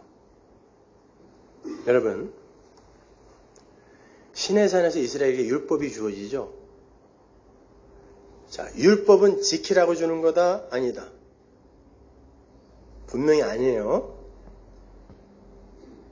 아니, 성경에 써 있잖아요. 왜 대답을 비춰? 내가 뭘 물어보면 다 함정이 있는 줄 알고 대답을 못 하죠. 아니잖아요. 앞에서 설명했잖아요. 찾아봤잖아요. 죄를 인식하게 하는 게 율법이라 그랬잖아요. 근데 그게 내려오면 인간의 죄가 폭로되죠. 당연히 죄를 인식하게 하는 게 율법이니까. 첫 언약의 율법. 첫 십계명 돌판 율법이 시내산에서 내려왔을 때 인간의 죄가 폭로되죠.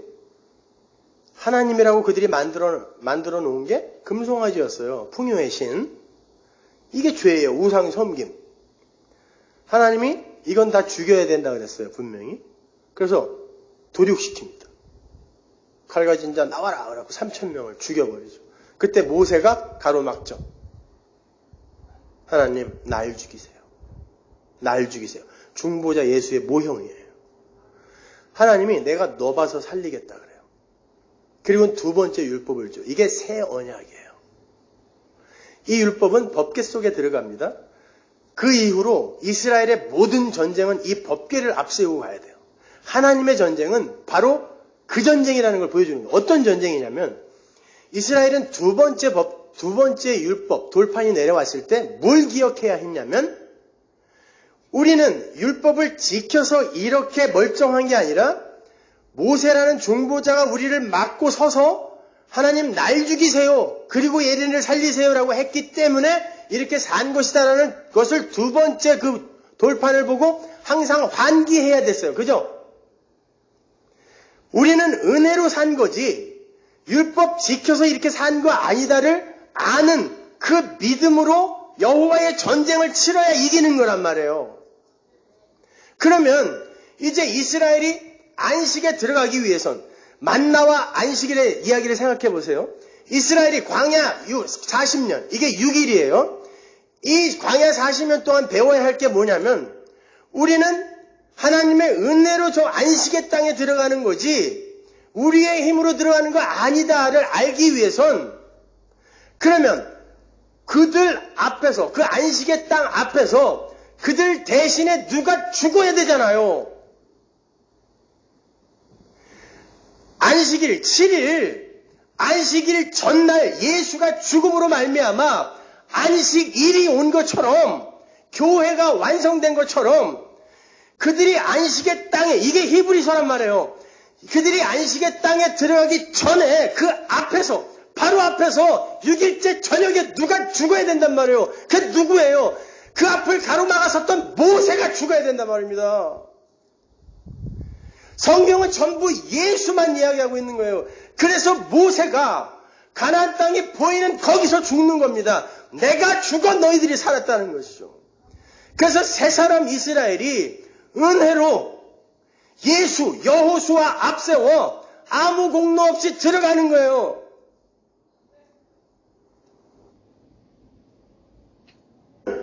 우리는 하나님의 은혜로 저 안식의 땅에 들어가는 거지 우리의 힘으로 들어가는 거 아니다를 알기 위해선 그러면 그들 앞에서 그 안식의 땅 앞에서 그들 대신에 누가 죽어야 되잖아요.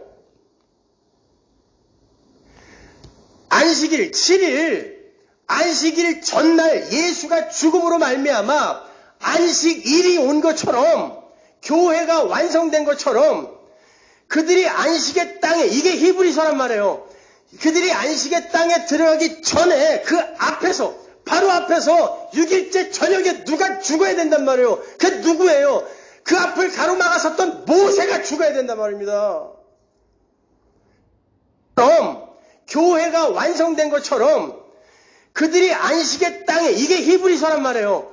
그들이 안식의 땅에 들어가기 전에 그 앞에서 바로 앞에서 6일째 저녁에 누가 죽어야 된단 말이에요. 그 누구예요? 그 앞을 가로막았었던 모세가 죽어야 된단 말입니다. 성경은 전부 예수만 이야기하고 있는 거예요. 그래서 모세가 가나안 땅이 보이는 거기서 죽는 겁니다. 내가 죽어 너희들이 살았다는 것이죠. 그래서 세 사람 이스라엘이 은혜로 예수 여호수아 앞세워 아무 공로 없이 들어가는 거예요. 이걸 복음이라 그래요. 그걸 여러분의 인생과 역사가 그려내는 거예요. 기독교를 유치하게 도덕과 윤리의 수준으로 끌어내리지 말라 말입니다. 그걸 히브리서에서 이렇게 이야기를 해요. 갈라디아서 4장 보세요. 1절. 내가 또 말하노니 유업을 이을 자가 모든 것의 주인이나 어렸을 동안에는 종과 다름이 없어서 그 아버지의 정한 때까지 후견인과 청지기 아래에 있나니 이와 같이 우리도 어렸을 때 이 세상 초등학문 율법이죠. 아래에 있어서 종노릇 하였더니 때가 참에 하나님이 그 아들을 보내서 여자에게서 나게 하시고 율법 아래 나게 하신 것은 율법 아래에 있는 자들을 속량하시고 우리로 아들의 명분을 얻게 하려 하심이라. 율법 아래 우리를 둔 게 누구라 그래요? 하나님이 뒀다 그래요. 마귀의 세상에 선악과 쑤셔 넣어서 내려보낸 다음에 때가 될 때까지 기다린 거죠. 그리고는 예수를 보낸 다음에 그래서 내가 예수로 너를 구원할 수밖에 없는 거야를 가르치는 거란 말이에요. 이게 역사이며 여러분의 인생이란 말입니다. 따라서 여러분이 신앙생활을 통해서 가장 먼저 고백해야 되고 가장 마지막에 고백해야 되는 게 동일하게 하나님 전 죄인입니다. 하나님의 은혜가 떠나면 언제든지 마귀의 세간일 수밖에 없는 죄인이 긍휼을 베풀어 주옵소서 요거 한마디면 되는 거예요. 그거 한마디 들고 면목 없이 천국문 가서 두들기면 되는 거예요.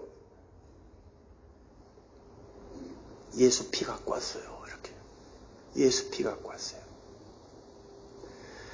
히브리서 4장 1절 보세요. 그러므로 우리는 두려워할지니 그의 안식에 들어갈 약속이 남아있을지라도 너희 중에 혹 미치지 못할 자가 있을까 함이라. 어떤 놈이 안식에 못 들어가느냐? 저희와 같이 우리도 복음 전함을 받았는데 그러나 그 들은 바 말씀이 저희에게 유익이 되지 못한 건 듣는 자가 믿음으로 그걸 결합하지 못했을 때 이건 지켜야 되는구나 라고 율법으로, 도덕으로, 윤리로 갔을 때 그들이 안식에 못 들어간다는 거예요. 당연하죠. 뭔가 계속 해야 되니까. 그럼 안식, 쉴 수가 없어요. 근데 그 말씀을 듣고 이걸 예수가 이뤄내기 위해 우리를 위해 죽으셨단 말인가? 그렇잖아요. 예수님이 이 세상에 오셔서 산상수, 너 형제 보고 나가라고 하면 지옥 간다. 너 네 눈이 너를 범죄케 하면 빼버려. 팔이 범죄케 하면 잘러. 이건 율법보다 더 무시무시해요. 어떻게 하라는 거야 도대체. 그러더니 6일째 죽어버렸단 말입니다. 모세처럼. 모세가 율법으로 이스라엘을 얼마나 다그쳤어요. 안 지키면 죽어 니네. 근데 가나안 앞에서 자기가 죽어버리고 안 되니까요. 죽어버리고 그들을 안식의 땅에 넣은 것처럼 예수가 니들 눈알이 범죄하면 눈알 뽑아라고 이야기해놓고, 지나간 여자 보고 간음하는 음욕만 품어도 간음이야라고 얘기해놓고, 그거 지키도록 회초리로 패면서 가르친 게 아니라 여섯째 날 죽어버린 거예요. 그리고는 다 이루었다. 창세기. 그거 지키도록 회초리로 패면서 가르친 게 아니라 여섯째 날 죽어버린 거예요. 그리고는 다 이루었다. 창세기 2장 1절 다 이루었다가 뭐가 다 이루어진 거예요? 안식이 이루어진 거란 말입니다. 그걸 복음이라 그래요, 여러분. 그게 예수 믿는 거예요. 히브리서 4장 10절 보세요. 이미 그의 안식에 들어간 자는 하나님이 자기 일을 쉬심과 같이 자기 일을 쉬느니라. 이 쉼이 있냔 말이야. 이 자유가 여러분에게 있냔 말이에요. 자유가 있다고 절대 방종으로 안 가요.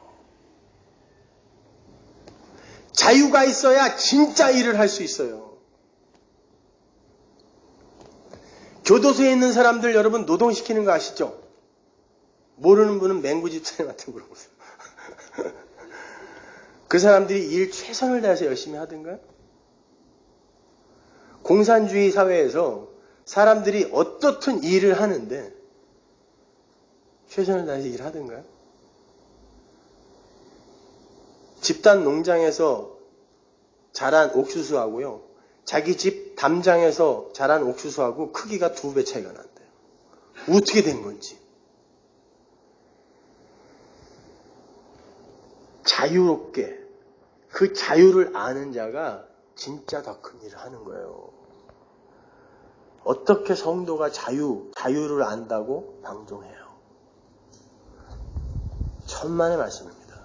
그러면 말씀이, 율법이 만나가 그렇게 우리의 어두움, 없음, 처음자리, 죄를 드러내는 거라면 말씀을 전하는 이 자리에서 제대로 전달되어지는 말씀은 어떤 말씀이어야 돼요? 여러분의 혼과 영과 관절과 골수를 쪼개서, 이건 수술을 한다는 뜻이죠. 수술은 누구에게 필요해요? 환자에게 쪼개서 골수 안에까지 너희들은 죄가 차 있구나를 가르쳐주는 걸 설교를 잘한다고 하는 거예요. 여러분이 듣기 좋은 말을 해주는 게 말씀을 잘 전하는 게 아니라 내가 얼마나 큰 죄인인지, 내 혼과 영과 뼈, 관절, 골수, 피 속에까지 죄만 가득 차 있다는 걸 알려주는 게 설교를 잘하는 거예요. 말씀을 잘 전하는 거란 말입니다. 그래서 히브리서 기자가 안식의 이야기를 쭉 하다가 갑자기 말씀 이야기를 하는 거예요. 다 드러난다, 다 드러난다.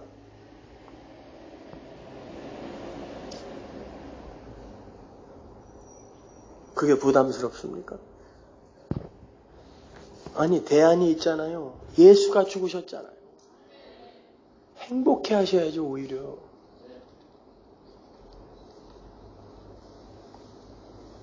히브리서 4장 12절 보세요. 하나님의 말씀은 살았고 운동력이 있어 좌우의 날선 어떤 검보다도 예리하여 혼과 영과 및 관절과 골수를 찔러 쪼개기까지 하며 또 마음의 생각과 뜻을 감찰하나니 지으신 것이 하나라도 그 앞에 나타나지 않음이 없고 오직 만물이 우리를 상관하시는 자의 눈앞에 벌거벗은 것 같이 드러나니라.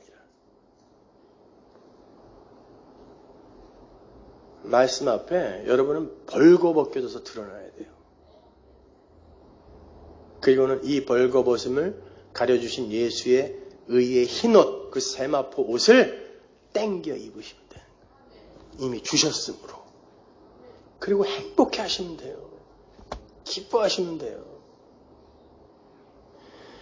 이사야서 57장 1절 보세요. 의인이 죽을지라도 마음에 두는 자가 없고 자비한 자들이 최악감을 입을지라도 그 의인은 화액 전에 최악감을 입은 것인 줄로 깨닫는 자가 없도다. 그는 평안에 들어갔나니 무릇 정로로 행하는 자는 자기들의 침상에서 편히 쉬느니라. 이사야는 성도가 이 세상에서 그렇게 나는 없습니다 라고 죽는 걸 평안으로 들어간다 그래요. 그러니까 여러분은 죽기 위해 사는 거예요. 여러분의 옛사람이 이 세상에서 죽는 그 마지막 최종 지점이 육이 죽는 자리거든요. 그 자리에서 우리는 안식, 평안으로 들어가는 거예요. 그걸 아는 이는 죽음이 두렵지 않아요. 뭐가 두려워 그게요? 사망아 문 열어라. 내가 이제 들어간다. 우리 아버지한테 들어간다. 문 열어. 그리고 갈 수 있는 거예요. 뭐가 두려워요?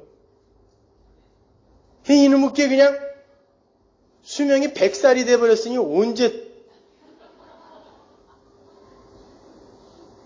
미치겠어요. 아주. 왜 몇 년 새에 그렇게 늘어난 거예요?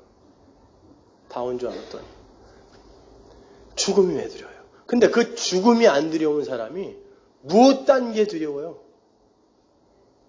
여러분은 신앙생활을 통하여, 말씀을 통하여 살아계신 하나님만 배우면 돼요. 하나님은 열심히 자기를 그려내고 계시단 말이에요. 근데 그거 안 되고 있잖아요, 지금. 지난주에 어떤 인터넷 성도께서 이런 메일을 보냈어요, 저한테. 딸이 무슨 장애가 있으신가 봐요. 아빠가 얼마나 고통스럽겠어요. 차라리 내가 아팠으면 좋겠죠. 그 어린 딸이라는데. 죽으라고 기도했는데 차도가 없어요. 하나님께 원망의 기도를 드렸대요. 하나님이 살아계시다면 적어도 이런 기도는 들어줘야 되는 거 아닙니까? 라고 원망의 기도를 드렸대요. 그러고 나서 또 메일을 쓰셨어요.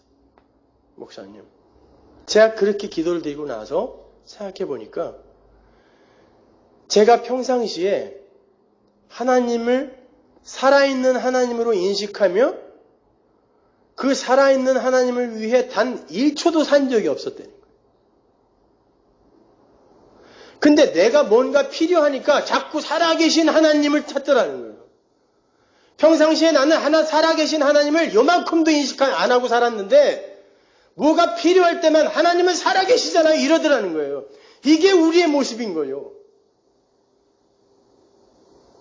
평상시에 우리는 하나님이 살아있다라는 생각을 요만큼도 안 하면서